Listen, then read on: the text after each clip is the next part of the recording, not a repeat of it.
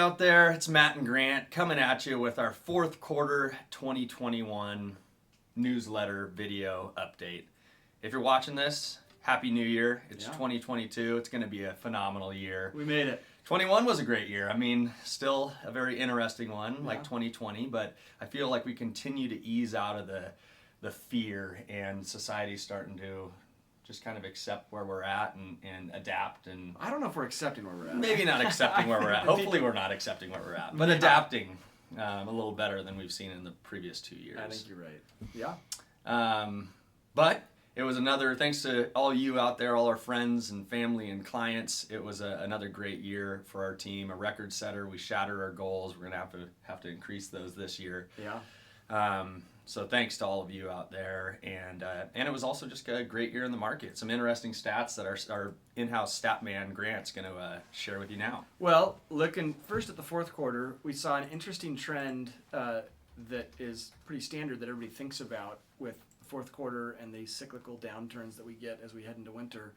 And we bucked that trend this year. So in 2020, we saw the median house price in Bend go from, it dropped about $25,000 from like $560 to $540 or just under $540 at the end of 2020. In 2020, and that's been pretty typical. Mm-hmm. In 2021, it went the other direction. We actually saw an increase of about $30,000 the last quarter of 2021 from $645 to $675. So that's something to look at moving forward.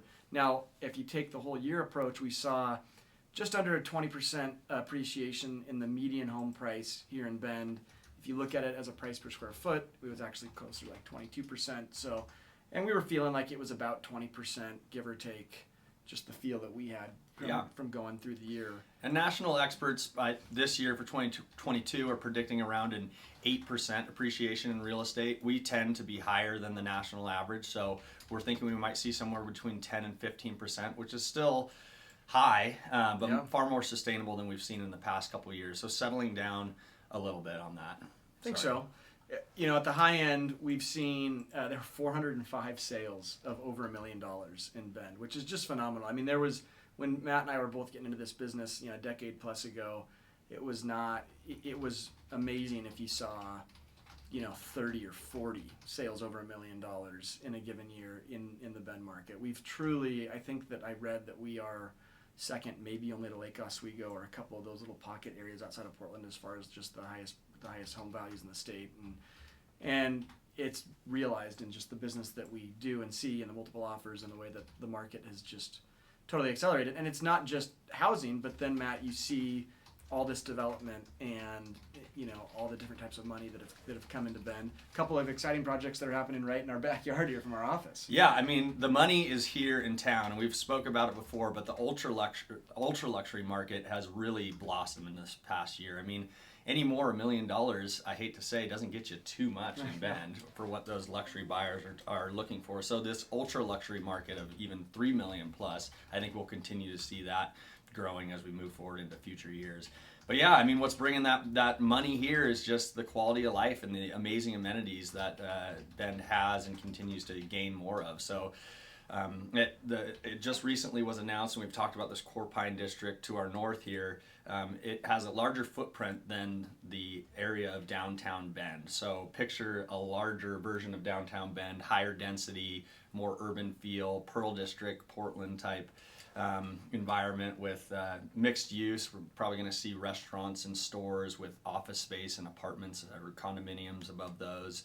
And the partnership was just announced in the paper recently. Yeah, California Development Company, and then Matt Day, teaming owner up with Matt Day of Wicker Creek. And I think that you'll see our skyline records as far as tallest buildings probably be shattered with this new development. I think you're right. Bend is pushing for that density, and in order to do so, you obviously have to increase the heights. Probably make things more pedestrian friendly, bike friendly. And we're also going to see other big developments. I mean, we've been involved with some discussions on some very exciting projects, probably more, hotels coming into the area to cater to all the tourism that continues to grow here. And then, Polish Homes has several very exciting housing developments. Petrosa in Northeast is just taking off, and it will have its own commercial hub. I think we'll see a lot of growth over in the Southeast, finally on these the last urban growth boundary lands that were brought in. Yeah. The state lands off 27th and Stevens. If you live in Bend and or around Bend and haven't yet got down to the Southeast to see the new high school, Caldera High School, it's gorgeous. The facilities, is gorgeous.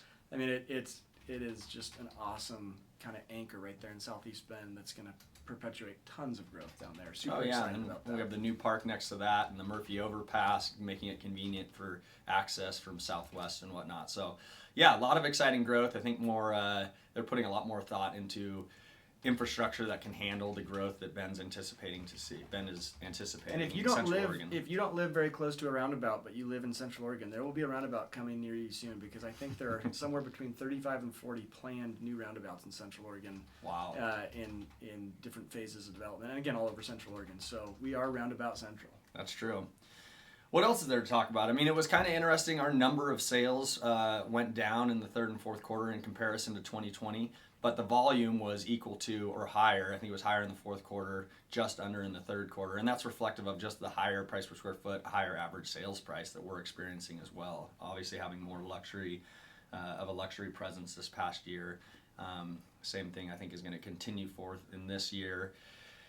We are back down to a half month of inventory in, I think, Bend and Redmond, and even lower inventory in Sisters and Sun River. I think it's a quarter of a month. So we are going to see that inventory issue, which will likely add to that appreciation number. That supply and demand, age-old problem right there. Yeah, the last time, I was just looking at that, Matt, the last time that we had anywhere close to what's called normal inventory, which is like 3 to 6 months worth of inventory of homes for sale in the market, was October of 2019.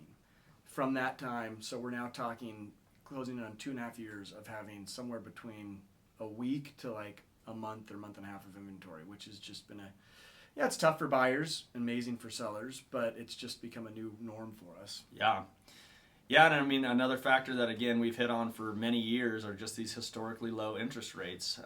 They're not as historically low anymore. No, they're starting to creep up, but they've crept up and then dropped back down, and crept up and dropped back down. And I think, these variants that continue to come into play are factoring into the government keeping those rates low and spurring the economy. But we've had them for a while now, and I think it's time for them to go up. I think once we settle back into where COVID is out of the picture, I think we might see some drastic increases in those interest rates, which is likely to have an impact on our market and other markets. One of the big topics nationally, Matt, is inflation. Obviously, we've seen it creep in a lot of different ways. Mm-hmm.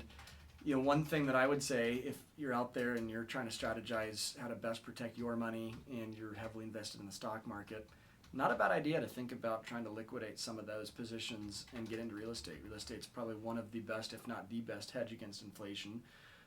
Rental rates, and this has been a year or two now, but we've really shattered that glass ceiling of rental rates being suppressed based on the proportion of values of home sales in town. So it's not a bad idea to look at a little investment property to park some money, as opposed to having it all in stocks, if that's where you're at right now. Yeah, absolutely. Well, anything else to add? No, looking forward to 2022. The team is all ready, fired up, ready to go. We're excited for whatever the future holds, and all we know is that we're super grateful for you for watching this video, and probably because you've supported us along the way in helping grow our business. We're excited to see just how much further we can take this. Absolutely. Here's to a great 2022. Thanks for watching, and thanks for continuing to send you and your friends and family's business our way. You can find us at buysellbend.com as always. See you next quarter. Later. Hey, thanks so much for watching today's video. If you haven't already, make sure to follow us on Instagram and Facebook. Our handles are shown here on the screen, and you can always find our contact information or more about us on www.buysellbend.com. Thanks.